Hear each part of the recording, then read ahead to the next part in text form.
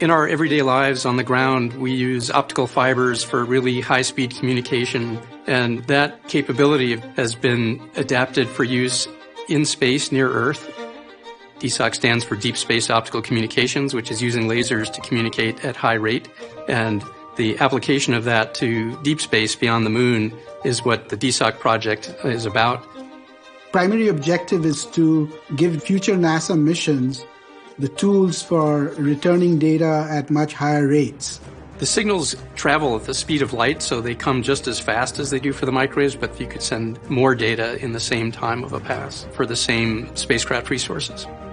The notion of being able to communicate, have video to astronauts on Mars is actually part of the vision that NASA has for optical communications. DSOC consists of a flight terminal that flies on the Psyche spacecraft, and then a ground network that has a station for transmitting up to the spacecraft and then receiving the laser signal down from the spacecraft. Here we have to send a laser beam from Earth that the spacecraft has to receive, use as a pointing reference, and then initiate the communication link. So it's a very flight and ground joined at the hip kind of telecommunication system. DSOC is being implemented as a technology demonstration to show that we know how to build terminals that can do this, with the idea that in the future they can be flown as part of the operational communication system on future missions.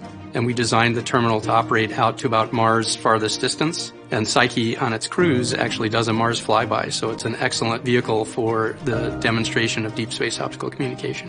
DSOC is the first time that there'll be optical communication demonstrated beyond the moon. The leap that DSOC is taking is huge. I can't express in words, what this will mean to actually see bits that were transmitted from deep space spacecraft received on the ground, and we can verify that, hey, we got the bits that you sent, here they are. Before that moment of elation and joy, there's a lot of work that we still need to do and think through.